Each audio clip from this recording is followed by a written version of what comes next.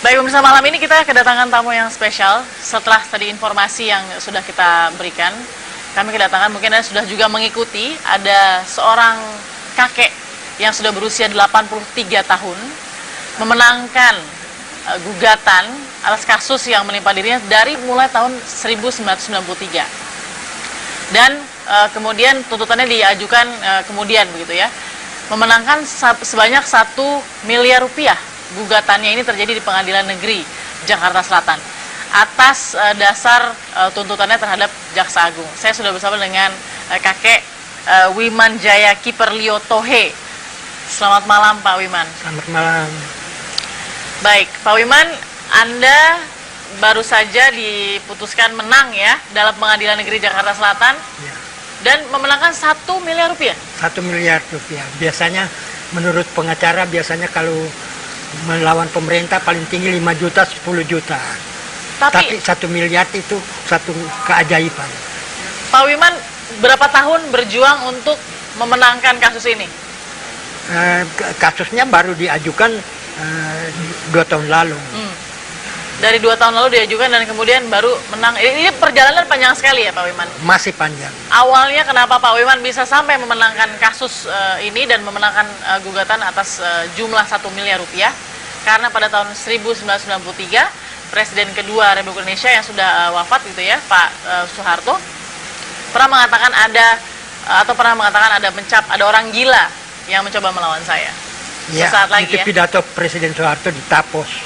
Baik, kita akan berbincang nanti dengan Pak Wiman. Sesaat lagi, tetap bersama kami.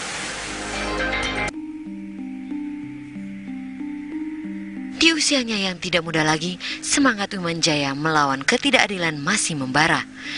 Kenyangnya menghadapi rezim represif Orde Baru membuat pria yang kini berusia 82 tahun tidak surut mencari keadilan. Di era Orde Baru, hukum dan HAM menjadi barang mahal. Setelah Presiden Soeharto tumbang, pemilik nama lengkap Profesor Dr. Wimanjaya Liotohe terus mencari keadilan. Siapa nyana, gugatannya melawan negara dikabulkan. 4 Agustus 2015 yang lalu, Pengadilan Negeri Jakarta Selatan mengabulkan permohonan Wimanjaya. Majelis Hakim menghukum negara harus memberi ganti rugi sebesar 1 miliar rupiah atas kezaliman rezim Orde Baru. Perkara saya digugat lagi 2001 dan pengadilan nyatakan saya tidak bersalah. 2001 dan 98, sebulan sebelum Soeharto lengser, saya sudah dinyatakan bebas. Pada tahun 90-an, Wiman mulai melakukan serangkaian kritikan terhadap rezim Orde Baru. Dimulai dengan meluncurkan buku Prima Dosa di Balai Kota Diemen, Amsterdam, Belanda pada Oktober 1993. Di buku ini, Wimanjaya membeberkan kejahatan HAM yang dilakukan pemerintahan Orde Baru pada tahun 1965. Akibat buku ini membuat penguasa saat itu meradang. Sepulangnya dari Belanda, Wimanjaya langsung berurusan dengan aparat negara. Dan di tahun 1994, ia mulai mengantongi status sebagai tahanan politik. Seluruh hasil karya bukunya dicekal dan disita oleh penguasa. Tak hanya itu, Wiman dicegah ke luar negeri. Akibat kekritisannya kepada rezim, Wimanjaya harus meringkuk di penjara selama 2 tahun. Veteran. Legiun Veteran. Dapat. Baik, Pak Wimanjaya juga Legiun Veteran ya? Nah, saya mendapat penghargaan Mayor Jenderal Tituler Oktober 2012 berdasarkan SK Menhankam. Pak Wiman, ini kalau kita lihat ya, seperti tadi kan ada juga di informasi sebelumnya, Pak Wiman ini dicap orang gila loh di zaman Orde Baru. Dan kita ingat zaman Orde Baru, kalau ada yang berbuat gila sedikit, nggak sedikit juga yang jadi benar-benar gila. Langsung hilang. Dan langsung hilang. Ya. Apa sih yang Pak Wiman lakukan sampai pemimpin negara pada saat itu, Pak Soeharto, mengatakan ada orang yang gila yang mencoba melawan saya? Dan dari situlah masalah ini bermulai hingga hari ini kan? Ya. Saya menulis 3 buku, yaitu Prima Dosa Dosa Soeharto, Prima Dusta Dusta Supersemar, Prima Duka Pembunuhan 3 juta rakyat Indonesia dari Sabang sampai Merauke tahun 65 sampai 98. Dari situlah Tapi kemudian saya bergulir, 25 kali sidang diadili, ternyata hakim katakan putuskan 98, 1 bulan sebelum Soeharto lengser, dinyatakan Wimanjaya Liotohe tidak bersalah. Oke. Bebas murni, dilepaskan dari penjara. Baik. Tetapi status terdakwa masih mengambang sampai 5 tahun. Setelah saya protes ke dunia internasional dengan Presiden incumbent dan Amnesty International, Human Rights Watch dan PBB, baru disidangkan kembali tahun 2001, disidangkan kembali, tetapi hakim putuskan buku prima Dosa. bukan prima Dusta. dusta dan prima gugat tidak layak kriminal. Oke. Nah, Jadi tetap saya tidak bersalah. perjalanan dari 93 ya. Pertama kali ada masalah ini perjalanan 93 yang membawa kemudian Pak Wiman sampai ke hari ini. Hari ini saya sudah menangkan gugatan saya 126 miliar di pengadilan Jakarta Selatan, dimenangkan, dikasih hanya 1 miliar. Nah, tetapi masih belum inkrah karena Kejaksaan Agung naik banding. Jadi kita menunggu hasil, bisa kurang bisa bertambah malah. Yang hebat dalam perjalanannya sempat ada informasi juga kalau Pak Wiman nih menggugat sendirian, tidak pakai kuasa hukum.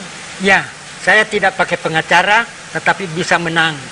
Jadi begitu juga di gugatan yang kedua di Jakarta Pusat, menggugat Soeharto sendiri menggugat Soeharto dan ahli warisnya sebesar 2,5 triliun, dan saya dikalahkan, tapi saya naik banding dan sekarang prosesnya sedang berlangsung di Pengadilan Tinggi. Kita menunggu kemenangan kedua. Oh, jadi ini sudah ada tuntutan lagi yang untuk keluarga Soeharto begitu ya? Sudah selesai. Oke. Ini salah Dan satu ada SK lagi tuntutan ketiga, tanah saya 1 hektar, zaman Soeharto diambil karena kerendam jadi danau, pengairan sawar 600 hektar Raya Cibinong. Tanah saya penggantinya diserobot, diberikan oleh pemerintah kepada penyerobot. Sekarang saya gugat ganti rugi 500 miliar, saya dikalahkan. Oke. Saya anggap itu nanti akan berlangsung berikut. Oke, saya ini memegang buku dari Pak Wimanjaya ya. Setelah semuanya sudah dibikin, ada Prima Memoir Melawan Lupa. Di sini ada respon juga dari Alamsyah Hanafiah. Ya. Siapa Alamsyah Hanafiah? Alamsyah Hanafiah itu adalah pengacara saya 17 tahun lalu ketika saya masuk penjara 2 tahun oleh rezim Orde Baru Soeharto. Tanpa alasan jelas? Tanpa jelasan jelas, dan saya bebas murni tidak bersalah. Oke, kita sapa ya. Kita sapa ya Bang Alamsyah ya. Selamat malam Bang Alamsyah. Selamat malam.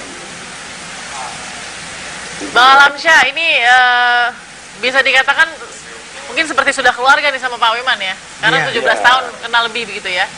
Iya betul, karena sudah lama sekali ya. Saya kenal dia tuh dari tahun 92. Terus tahun 93 saya mendampingi dia disidik oleh Polda Metro Jaya. Itu dalam rangka dia dituduh perkara subversif menghina Presiden Soeharto zaman itu, zaman Orde Baru, di mana sangkaannya itu makar terhadap Presiden. Kemudian pada tahun 92 itu penyidiknya lebih kurang 6 orang kalau tidak salah dalam ingatan. Tapi ada yang paling menarik terkesan ya, waktu saya mendampingi perkara subversif saat itu, pengarang buku Wimanjaya Liotohe. Selama saya jadi pengacara, saya belum pernah disediakan nasi bungkus oleh penyidik. Tapi giliran mendampingi Wimanjaya, karena dia ini kan salah satu tokoh HAM ya, suka pidato juga di PBB tentang HAM. Maka kami pada jam 12 siang, kita terima kasih dengan Polda Metro Jaya, disediakan nasi bungkus. Kita sebagai pengacara disediakan nasi bungkus dan tawa juga nasi bungkus. Jadi kita makan di sana, mendampingi beliau, dan penyidiknya banyak sekali. Oke. Ada juga dokter Ya, psikiater. Pak Alamsyah. Ya. Jadi Anda anggap Pak Wiman Jaya ini sudah bisa disebut sebagai tokoh HAM, tokoh yang memperjuangkan juga hak asasi manusia, dan kita juga sekarang masih kaget karena kakek berusia 83 tahun ini bisa dengan seorang diri begitu ya. Meskipun saya berumur 83 tahun, saya sudah menjadi ulama. Ulama singkatan dari usia lanjut masih aktif. Bergelar Umar. Umar singkatan dari untung masih ada rambut. Oke, baik, nanti kita akan tanya lagi karena ini sepertinya kalau melihat semangatnya tidak salah rasanya kalau Pak Wiman masih bisa memenangkan gugatan lagi ya. Masih ada 2 gugatan lagi. Kita akan sambung lagi, nanti kita harus saksikan dulu kabar terkini. Negeri Jakarta Selatan telah memutus perkara gugatan perdata ya, perbuatan dengan dasar perbuatan melawan hukum yang penggugatnya adalah Profesor Dr. Wiman Jaya Liotohe. Yang digugat adalah pemerintah RI, CQ, Kejaksaan Agung Republik Indonesia. Perkaranya telah diputus oleh Pengadilan Negeri Jakarta Selatan pada tanggal 4 Agustus 2015. Jadi dalam gugatan perbuatan melawan hukum itu sendiri, si penggugat mohon menuntut ganti rugi sebesar 126 miliar lebih kepada tergugat, namun berdasarkan pertimbangan majelis hakim dari bukti-bukti yang diajukan di persidangan, majelis hakim hanya mengabulkan gugatan penggugat sebagian. Yang dikabulkan adalah ganti rugi sebesar 1 miliar rupiah begitu. Putusan Pengadilan Negeri Jakarta Selatan ini baik penggugat dan tergugat mengajukan banding, dan saat ini berkas tersebut sudah dikirim ke Pengadilan Negeri DKI, Pengadilan Tinggi DKI, maaf. Baik Pak Wiman, masih ada proses memang banding ya. Kita masih menunggu proses, tapi paling tidak kalau bisa sedikit diceritakan suka dukanya jatuh bangunnya memperjuangkan kasus ini seperti apa sih Pak Wiman? Ya, cukup sibuk, kadang-kadang kita menunggu sampai 5 jam, disidangkan cuma 5 menit, kemudian berlangsung lagi. Jadi banyak kesulitan. Ada kesulitan misalnya tekanan atau apa itu ada? Tekanan tidak ada. Dalam era reformasi ini tidak ada lagi. Apa yang paling sulit untuk seorang Pak Wiman ya yang usianya sudah lanjut begitu ya? Tekanan psikologis mungkin masih ada, tetapi kalau fisik tidak ada lagi. Fisik tidak ada masalah? Tidak ada lagi.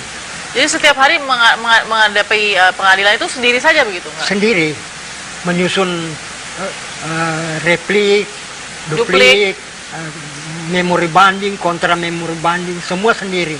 Kenapa Bapak sangat semangat sih untuk menunjukkan bahwa Anda bisa memenangkan gugatan ini? Iya, soalnya saya mempunyai perasaan lebih baik saya berjuang sendiri daripada mengandalkan kepada orang lain. Dan Anda bisa membuktikan itu? Iya, karena buktinya banyak sekali.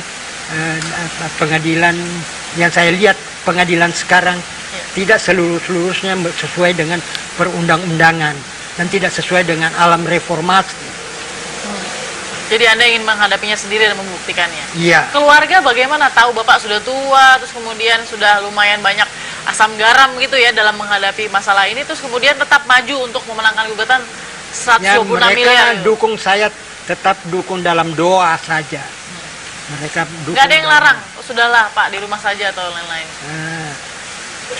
Ada juga 1-2, tetapi bagaimanapun saya katakan, Bung Karno katakan, ever onward, never retreat, selalu maju terus, pantang mundur. Nah, yang agak sensitif kalau dalam proses pengadilan yang cukup panjang, saya ingin tanya ke Pak Wiman, Anda merasa nggak banyak sekali ongkos oknum misalnya? Dalam menghadapi pengadilan ada nggak yang kemudian minta dibayar sama Pak Wiman atau yang lain-lain? Kalau menang nanti dibayar segini apa? Ada nggak kira-kira? Tidak ada. Kalau itu tidak berani, mereka sekarang ini tidak berani. Kenapa tidak berani menurut Bapak? Karena mereka sudah takut dengan situasi KPK, ditangkap KPK dan sebagainya. Jadi Anda benar-benar menjalani pengadilan ini bersih gitu ya? Bersih. Luar biasa. Jadi Oke. hakim ini termasuk hakim jujur. Oke, mudah-mudahan semua hakim jujur Itu ya yang Pak kita Wiman. doakan, tetapi Ya. ternyata 2 kasus lain itu saya dikalahkan, dan itu tidak logis menurut Baik. logika hukum.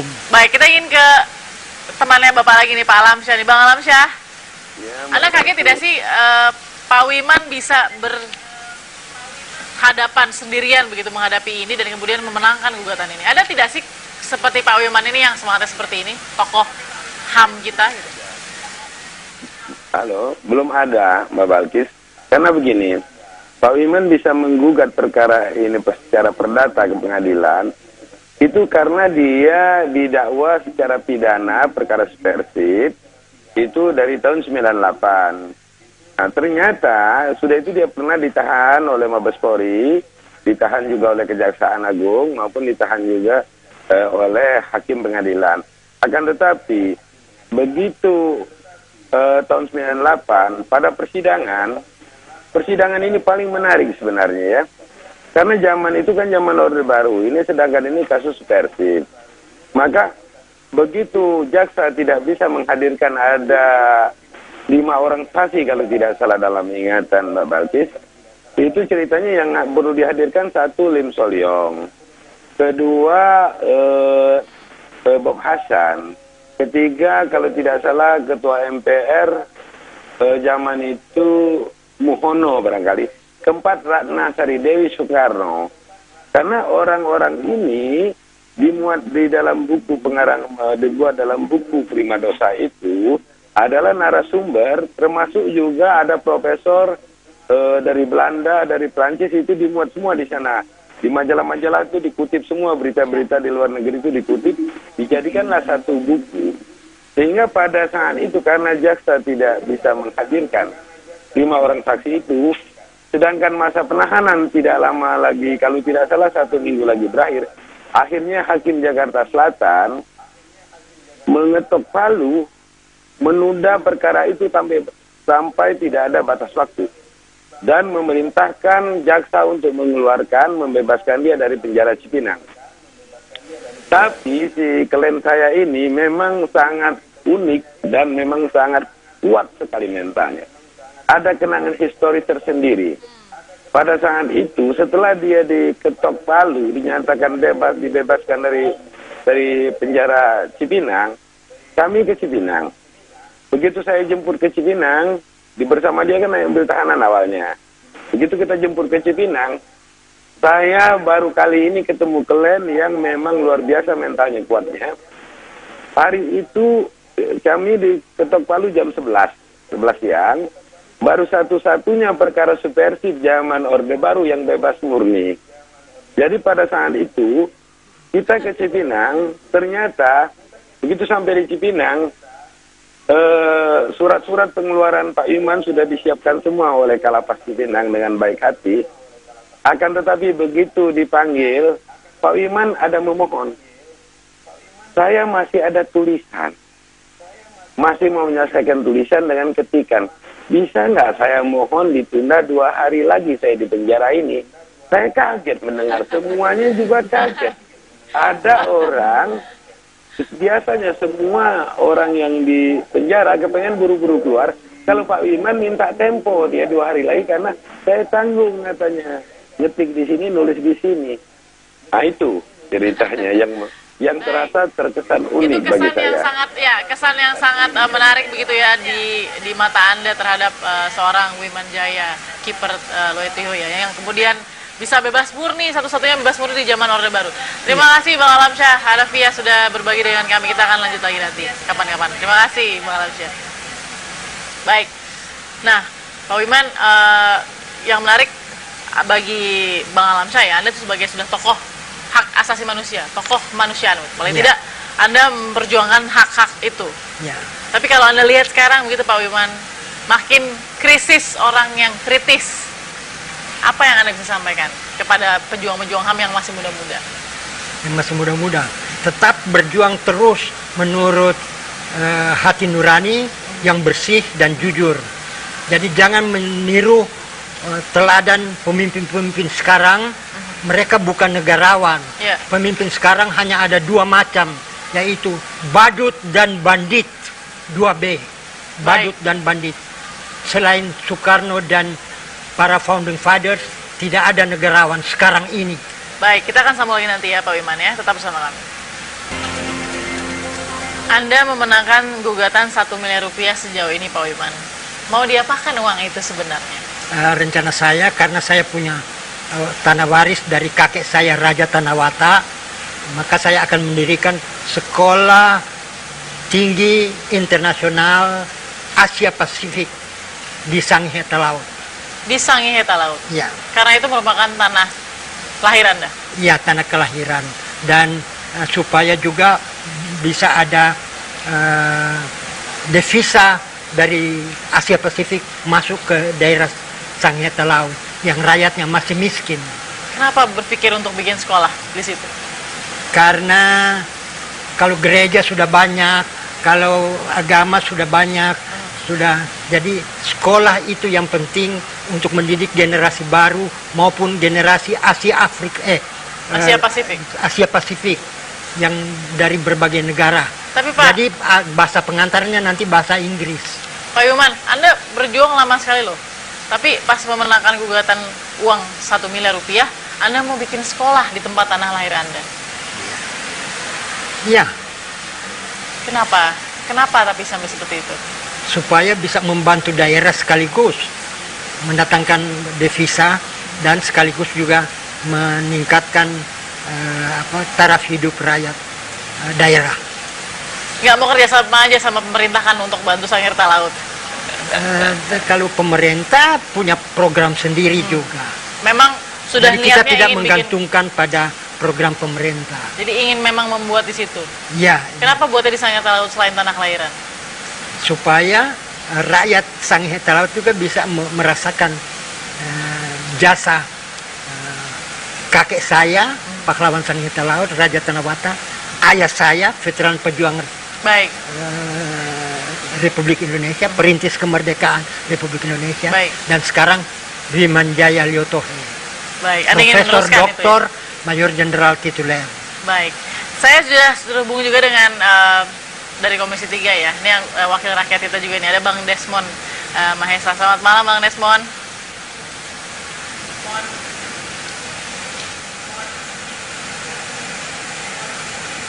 Malam Bang. Malam Bang.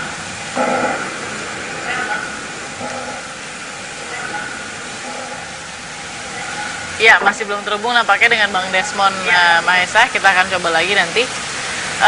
Balik tadi ke soal mau Anda apakan 1 miliar. Keluarga sudah tahu Anda menang gugatan ini, ada masukan nggak akan diapakan uang? Ada yang apa? Akan diapakan uangnya kalau masukan dari keluarga? Sudah tahu.